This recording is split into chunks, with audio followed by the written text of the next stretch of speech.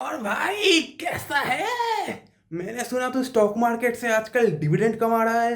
Stock market में तेरा portfolio ने 69% अपर सर्किट मार दिया है। भाई क्या बात है, भाई क्या बात है।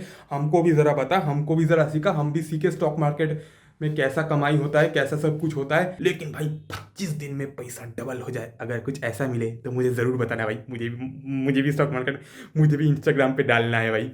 हाँ भाई, तुझे स्टॉक मार्केट जरूर सिखाऊंगा और कोई पर्टिकुलर स्टॉक रिकमेंड नहीं करूंगा। और आज मैं तुझे फाउंडेशन वाला पार्ट सिखाऊंगा, जो कि पीटर लिंच अपनी book one upon the wall street में बढ़िया से बात करते हैं।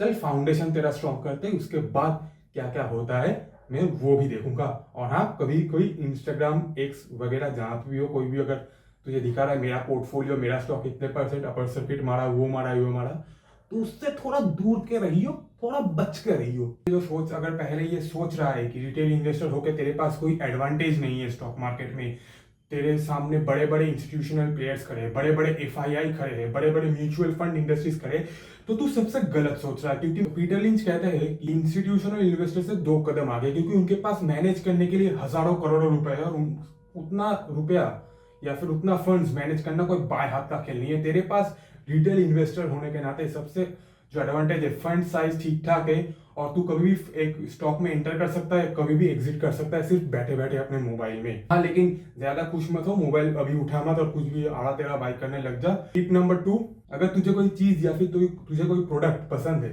तो 100% चांस है कि तुझे उसका स्टॉक भी पसंद आएगा। तुझे पेप्सी पीना पसंद है तो वरुण बेवरेज का स्टॉक उठा के देख सकता है, स्टडी कर सकता है।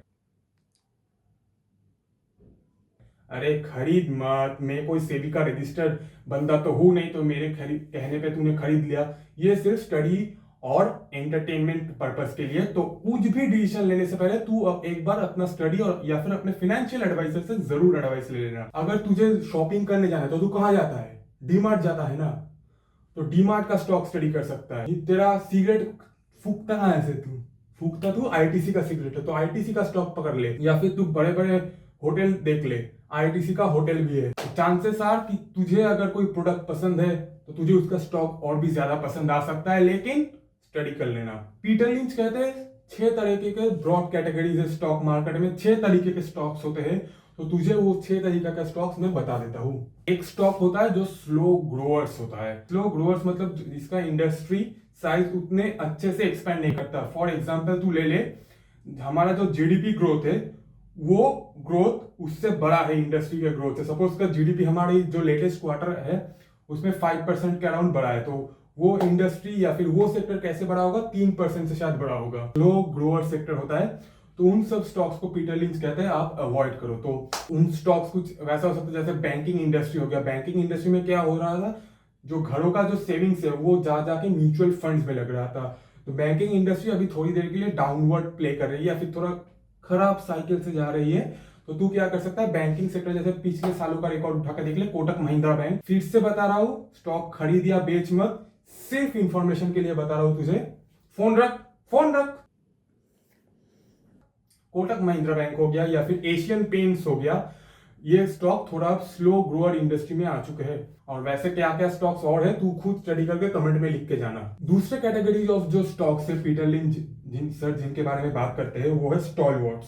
स्टॉलवर्ट्स मतलब बड़े प्लेयर्स, एस्टेब्लिश प्लेयर, जैसे रिलायंस हो गया या फिर टाटा ग्रुप ऑफ कंपनीज हो गया, बजाज हो गया, जो आपको सालाना में मतलब ईयर बाय ईयर अगर आप लंबे टर्म के लिए स्टॉक्स को होल्ड करते हो तो फिक्स डिपॉजिट से ज्यादा रिटर्न दे देंगे। स्टेडी कंपाउंडिंग तुझे प्रोवाइड करेगा। तीसरा कैटेगरी ऑफ स्टॉक्स क्या हो गया भाई? तो तीसरा कैटेगरी स्टॉक्स वो हो गया जो फास्ट ग्रोइंग इंडस्ट्री में है, जो इंडस्ट्री छप्पन फाड़ के देती है, देने वाला जब भी देता देता छप्पन फाड़ के। तो हाँ, ये तीसरा वही कैटेगरी ऑफ स्टॉक्स है जो सेक्टर्स बहुत तेजी से ग्रो कर रहे हैं। एग्जाम्पल चाहिए, तू खाना ऑर्डर कर ले, कहां से ऑर्डर करेगा? जोमेटो पे। तुझे ग्रोसरीज ऑर्डर करना है, कहां ऑर्डर करेगा? ब्लिंकिट पे करेगा। अब क्या एनर्जी चल रहा है? Renewable energy. तो रिन्यूएबल एनर्जी पे तू का क्या क्या कौन से कंपनी को देखता है? टाटा पावर हो गया, अडानी पावर। फिर से बता रहा हूँ, मोबाइल उठा के ऑर्डर मत दे देना स्टॉक्स का, सिर्फ फंडामेंटल्स या फिर स्टडी पर्पस या एंटरटेनमेंट पर्पस के लिए है, स्टडी तुझे करना है। या फिर तू आज देख ले, बाहर जो युद्ध का मैदान पड़ा हुआ है, रशिया इससे लड़ रहा है, साउथ कोरिया उससे लड़ रहा है, ये उससे लड़ रहा है, तो क्या डिफेंस सेक्टर बहुत ही अच्छा प्रॉमिसिंग सेक्टर है, तो वो भी स्टडी कर सकता है। या फिर अपने बजट में पीएम नरेंद्र मोदी ने क्या कहा, हाउसिंग पे ज्यादा फोकस होगा, तो हाउसिंग सेक्टर पे तू ध्यान दे सकता है, वो अभी ग्रोथ सेक्टर में है, वो उसका बढ़ने का चांस बहुत ही ज्यादा सेक्सी है। चौथे कैटेगरी का स्टॉक्स पीटर लिंच जो बात करते हैं वो सिक्लिकल स्टॉक्स, जो कि कभी ऊपर कभी नीचे, आस में ऊपर आसमान नीचे। वो कैटेगरी कौन सा हो गया? मिडिल सेक्टर, जो कि अभी अप ट्रेंड में जाता है तो कभी डाउन साइकिल में। तुझे वो स्टडी करने के लिए तुझे स्टॉक मार्केट में एक्सपीरियंस चाहिए, अच्छे से पढ़ाई करना पड़ेगा, अच्छे से रिसर्च करना पड़ेगा। तू अभी बिगिनर है तो उसमें तू अभी मत घुस।